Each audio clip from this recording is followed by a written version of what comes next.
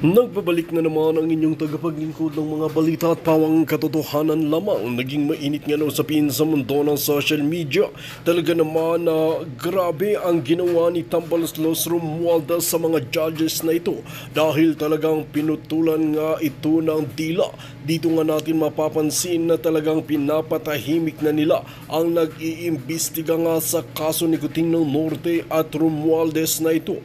Dito nga natin makikita at mapapansin na talagang wala na nga silang inuurungan at talagang handa nga nilang ubusin ang kanilang kalaban gamit ang kanilang mga salapi. Dito natin mapapansin na talagang gusto nga nilang maghari-harian sa bansang Pilipinas. Dito nga natin makikita na talagang wala na nga talaga mapapala ang bansa natin hanggat nakaupo nga itong si Tambaloslos Romualdez at Kuting ng Norte at Liza Tanas. Dito nga natin makikita ang kanyang kampo na talagang mala demonyo nga ang ginagawa nila sa ating mga kababayang Pinoy na ngayon nga ay nagpapakitang gilas nga itong si Kuting ng Norte at kunwari kunong iniimbestigahan ang ibang mga korap na mga opisyales, ngunit siya pala ang kanilang mga protektor dahil mismong kaharap na niya ang maraming kinulimbat na kaban ng bayan na si Tambaloslos Romualdez ay wala pa rin itong ginagawa. Well mga kaibigan, para nga sa karagdagang impormasyon, panoorin natin ang buong video.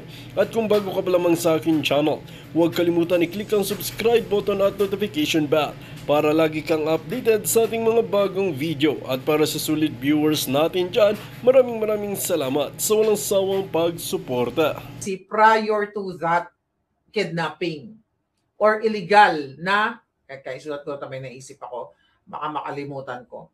Okay? Alright. Illegal na pangingidnap kay Pangulong Duterte. So, meaning talagang illegal din ang pagkakulong sa kanya.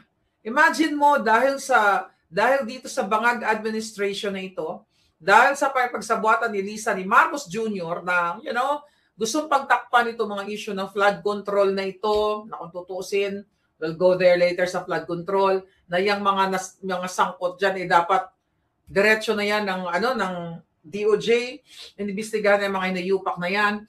Pero mga kababayan, alam nyo na, alam nyo na ito ay what? Teka, may kukunin lang tayo. Okay. Matay ilog ng lola ninyo. Alam nyo na talaga na itong na to, parang pumasok natin si Liza Tanas. So itong ginawa talaga kay Pangulong Duterte ay, effort talaga ito ng mga bangag. Kasi kung titignan mo, hindi convicted, hindi confirmed, wala pa talagang ang Pangulong Duterte, wala pang kumpirmasyon na siya talaga ay ginawa niya itong mga binibintang sa kanya ng ICC. Well, ang ICC kasi ay wala naman talagang alam yan. Ang nag-supply lahat yan ng mga kasinungalingan, itong mga Dilawan, itong mga NPA, itong mga makakaliwa, itong mga Alpotera, di ba? Kasama na sa lahat sila dyan. Kaya ang Pangulong Duterte ngayon ay nahihirapan at nakakulong since March. Ngayon, mga kababayan, tignan natin itong video na ito. Okay, wait a minute. Pakita ko lang sa inyo. Babalikan lang natin kasi nakakalimutan ninyo eh. Okay, nakakalimutan ninyo. Kung matatandaan nyo yan, pakinggan nyo yan. That time I was appointed, yes. Who appointed you? The PCTC. So, can on that day? Yes. Sir, can you... By the way, yan yung hearing ni Mangga. Okay, yan yung hearing na mukhang wala namang yun, tingnan mo, nakalaya pa rin yung hinayupak na Lakanilaw na yan, kasama si Escudero, ni Liza Tanas, at ayan sila Kanilaw. I think may nilabas akong picture na talagang kasabwat yan ni Liza Tanas. Point the representative ng Interpol on the spot? Para pong hindi yata kasama sa function. Well, kakasabi lang ho ni Ambassador, kayo daw nag-appoint sa kanya.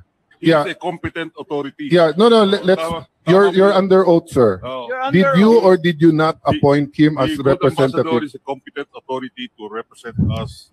But you did not appoint him. Hindi question if he's a competent. Hindi You're ka not appointed. Alam nyo kung bakit ko ito pinakikita, itong mga nakaraang na to, hearing na to? Kasi ang Pilipinas, kayo dyan, ay para na lang sarsuela. Hearing, pasikatan, pabidahan, tapos at the end of the day, hindi naman napaparusahan itong mga putang inang ito. Katulad dito ngayon, di ba? Itong Lakanilaw na to. Nasaan na to? Di ba remember na contempt yan? Okay? Anong ginawa? Hinarang nito ni Escudero. Kasi daw hindi sumunod sa rules, na House rules ng Senate, itong si Mangga.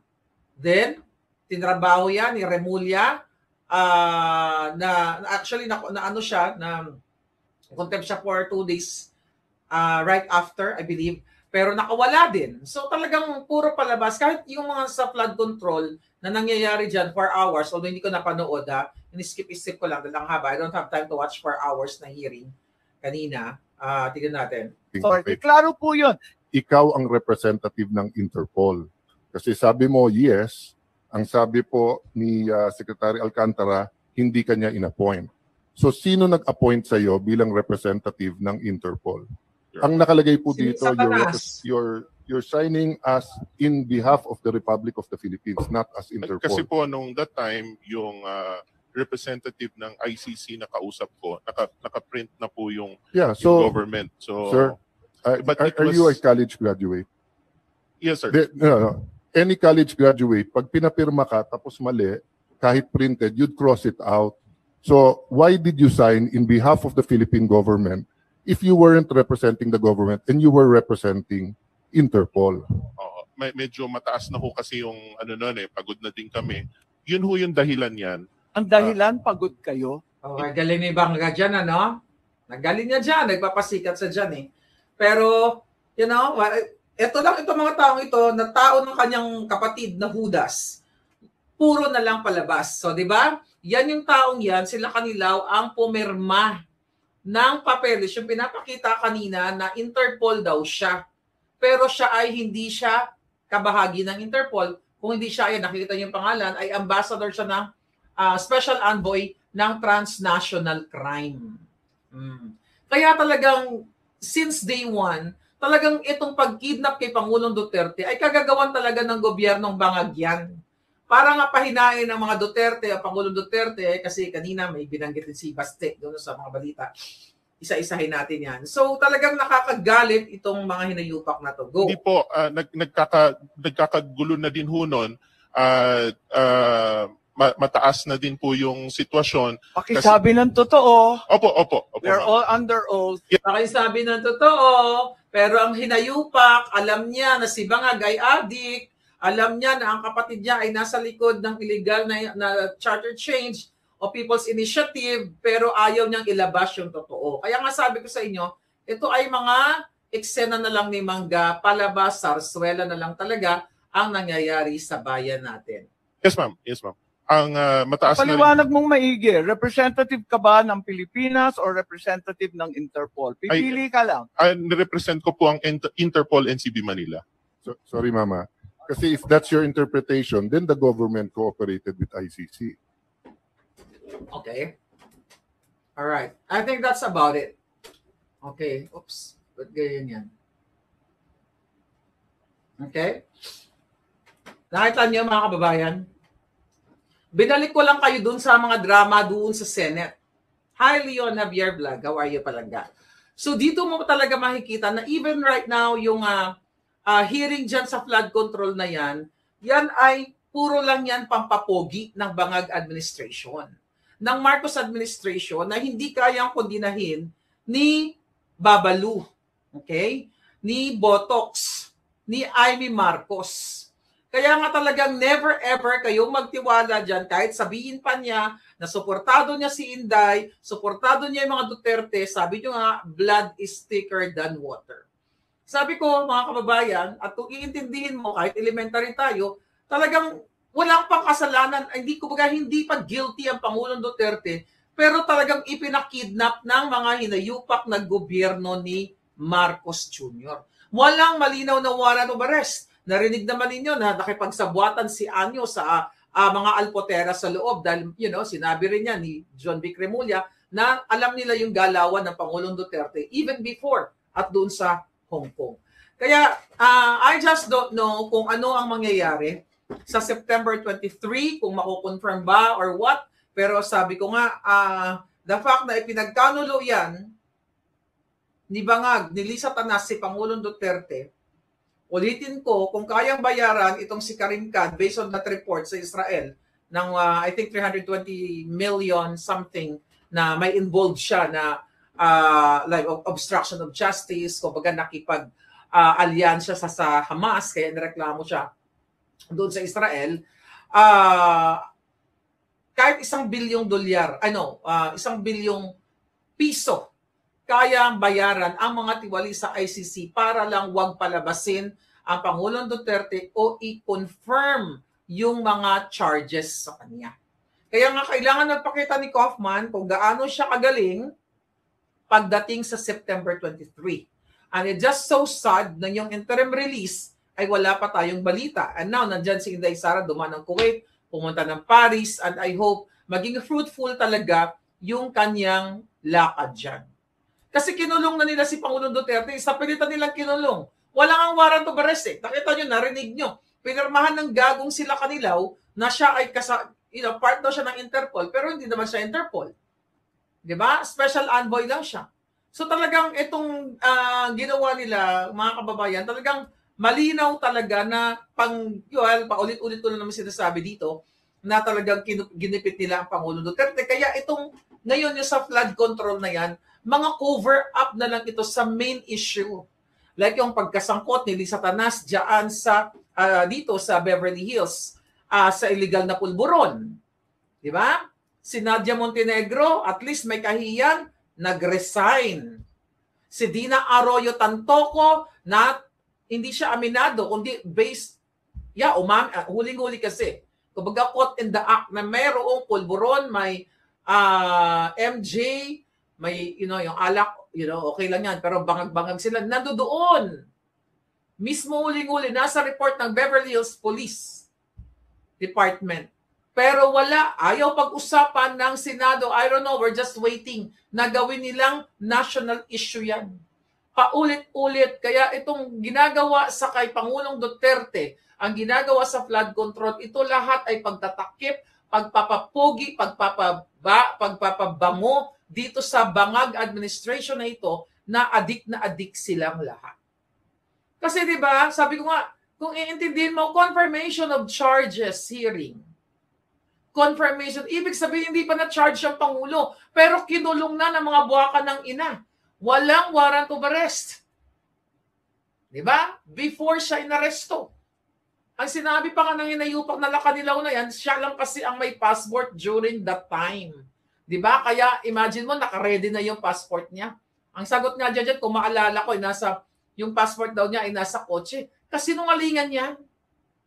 Walang matinong tao na maglalagay ng passport sa kanyang kotse unless na may plano kang umalis papuntang Dahig para, dahil pinlano nyo na ni Lisa Tanas, ni Marcos Jr. na kidnapin ang Pangulo. At nung araw nang yon, noong March 11, hindi natin matagpuan ang BFF ni Inday Sara na si Amy Manggagamit. At ngayon, tinatrabaho kayo mga Duterte supporters, pinapabango na ngayon si Amy Marcos, pinagpapaniwala kayo samantalang ang mahal niyong Tatay Digong, ang mahal nating presidente, andyan, pubutot balat at umahaba na ang balbas. Buti na lang, andyan ang kanyang, kanyang bunso na si Kitty Duterte diyan sa Dahig. Kasi hindi talaga sinunod ng Bangag administration ang tamang proseso na idaan sa ustisya sa atin. 'Di ba? Sa Pilipinas, ang Pangulong Duterte bago nila ipinagkanulo sa ICC. Kasi kung hindi talaga nila ipinagkanulo yan, mga kababayan, kahit nasabihin pang yung ICC, sinusuplayan kasi nila ng mga kasinungalingan ang ICC. At magaling si Satanas dyan. Diyan sila magaling. Talagang ganti yan kay Pangulong Duterte dahil sa expose ng polboron, na Addictus Benedictus. Lahat ng palabas, I think that was yesterday, si Congressman ng Navotas, Toby Tiangco, di ba? Nagsimula yan, nag-expose sa mga katiwalian ni Romualdez. Sila yan, magkakamag-anak . Di ba? Kahapon, nagsalita siya patungkol dun sa 6.7 trillion na budget sa 2026. Di ba? Nagpalitan sila dyan ni itong sino yun? Yung si Micaela Swansing. Okay? Yung si Micaela Swansing, nagsagutan sila dyan dahil hinahanap ni Toby Tiangco yung ano tawag dito? Yung committee report. Okay? Yung small committee report noong 2025 na kung saan may mga budget insertion. Ngayon, ang sinasabi ni Swansing ay hindi, parang wala daw sa kanya yung kopya. Na kay parang dahil bago siya as chairman of the Committee on Appropriation, kaya wala daw sa kanya yung kopya. Nandoon kay Zaldico, isa pa yung hayop na yun. Tama ba yun? Alam yun, ibig mong sabihin after ng isang chairman committee, matapos ang kanyang termino o matanggal siya, bit-bit niya lahat ng mga dokumento sa Congress. Nakita niyo kung gaano kayo ginagago ng gobyernong ito, ng mga kongresista. Hinahanap yung small committee report na yun. Nung 2025, kasi nga pinag-uusapan nila na mayroong pag-destrong car o pag-i-edit ng budget back in 2025 budget, which is yan din yung nilalaban ni Kong Ungab, ni Atty. Vic, ni Pangulong Duterte noong January 2024 nung kung saan ni-launch nila ang maisog sa Davao. Yan ang pinag-uusapan dyan. And now here's Toby Tiangco. Nakamag-anak din nila na okay, sa ngayon natutuwa tayo na, oh wow, ang galing-galing naman ni Toby Tiangco. Kasi ine-expose niya itong mga ito, yung mga kakampi niya dati. Di ba? Nagkaroon siya ng expose tungkol dun sa AKAP. Di ba? Yung during the campaign na talagang nagbibigayan. Di ba? So ngayon, tayo naman, kayo naman mga palangga or tayong sumusuporta sa katotohanan. Anong sinasabi natin? Ay, believe tayo, di ba? Believe tayo kay Toby Tiangco. Mukhang magaling. Tapos uulit na naman, gagawa na naman ng let's say ng corruption, ng kaletsihan, di ba? Mumurahin natin sila din, gagawa ng pasikat na gano'n. Oy, ang galing-galing naman ni Toby Tiangco. It's the same thing na ginagawa ngayon ng Team Alpotera, ng mga scammer na ito, ng mga pokpokita, ng mga buwaka ng ina na pinapabango si Amy Marcos. Okay? At ngayon, ang ginagawa nila mga palangga, paulit-ulit natin sinasabi, deflection. Right? Hazel Garcia, you're here. Marville, pabalik niya si Miss Kitty sa sa Pilipinas. I think so makatapos na rin. May klase yata yun. I don't know. Ngayon, mga kababayan, sino itong si Micaela Swansing? Naalala niyo yung unang expose ko sa inyo? Pinakauna. January 2023. Sabi ni Sara P. Palangga, ang galing ni Marcoleta at Congressman Toby Tiangco na hubaran ang mga kawatan. Oo, magaling talaga yung kanilang pagsabi doon. Kaya nga, but anyway, balikan natin to si Micaela Swansing at saka si Horacio Swansing. Yan ang unang expose ko patungkol sa smuggling ng lahat ng klase ng smuggling na nasasangkot si Michael Ma. Paano natin pagtitiwalaan ito? Hearing na naman.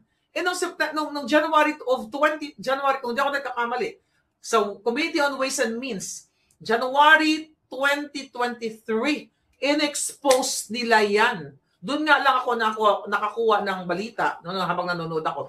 In-expose nila sa Congress na hey, itong mga 10 taong ito o itong mga 10 demonyong ito kasama si Michael Ma na in-appoint ni Bangag ni Lisa Tanas as special envoy to China na walang black and white, meaning walang papeles pero nagfa-function as special envoy to China hanggang ngayon. Kaya hindi natin alam kung anong tinatransport ni Michael Ma, ni Lisa Tanas, ni Bangag, di ba? Kung anong tinatrabaho ni Michael Ma.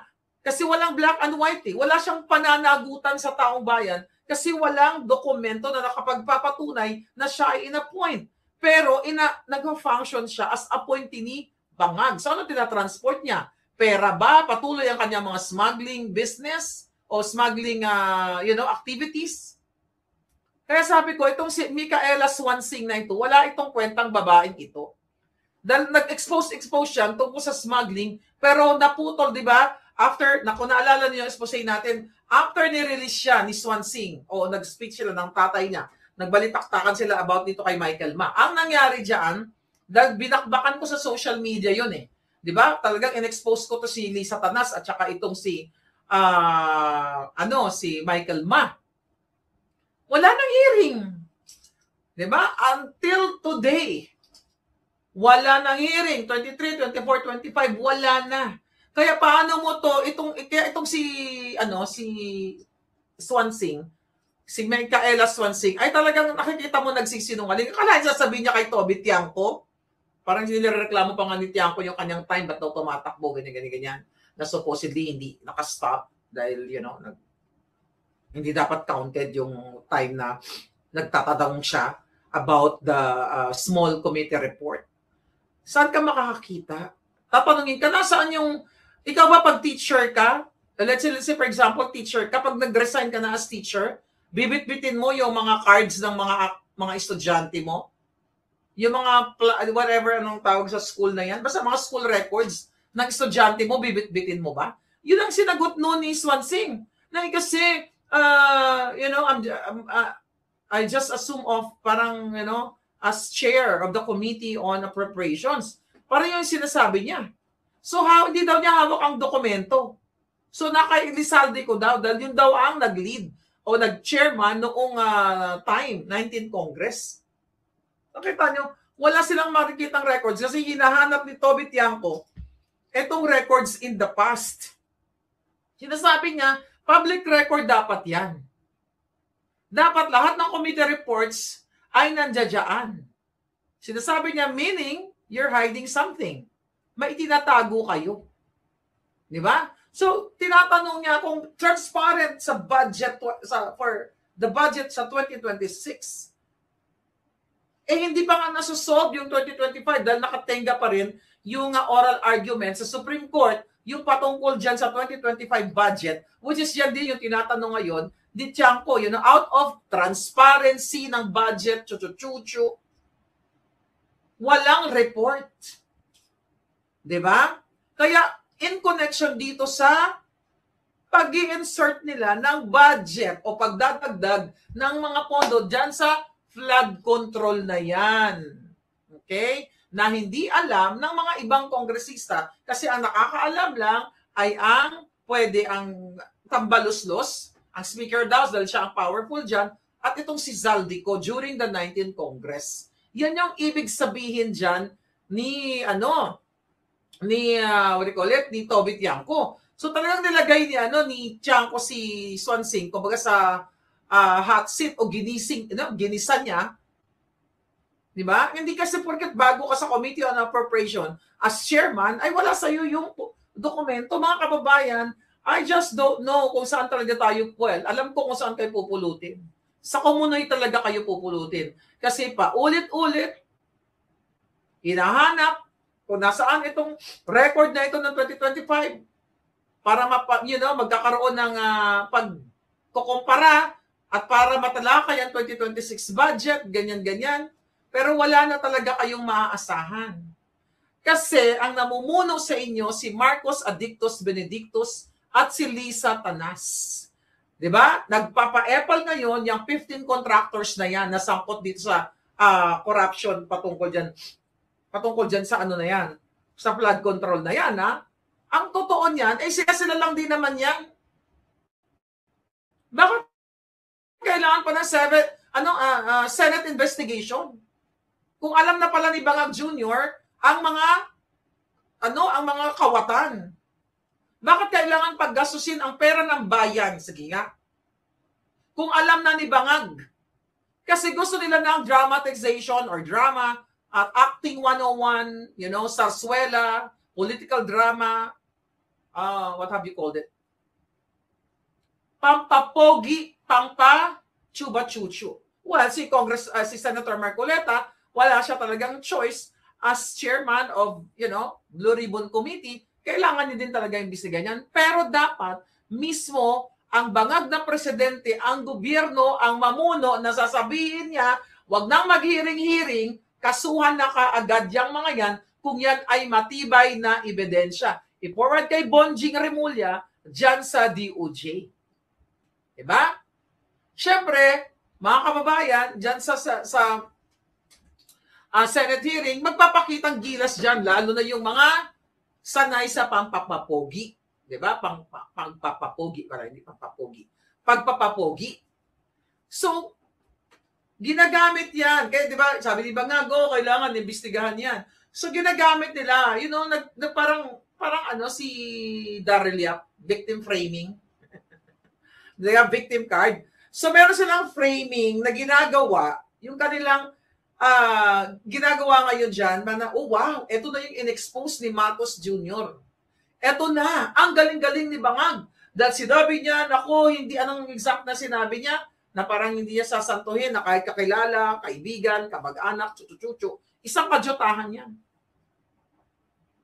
Yung ina-acting nila dyan, yung piniprame talaga nila dyan sa Congress, sa Senate, particularly itong sa Senate, mga kababayan, na andyan yung mga kontratista, mga chuchu-chuchu, na pwede naman talagang kasuhan na yung mga yan kung may mga matibay na ebidensya dahil mismo si Bonoan, DPWH Secretary, ay umamin na yes, mayroong ghost projects.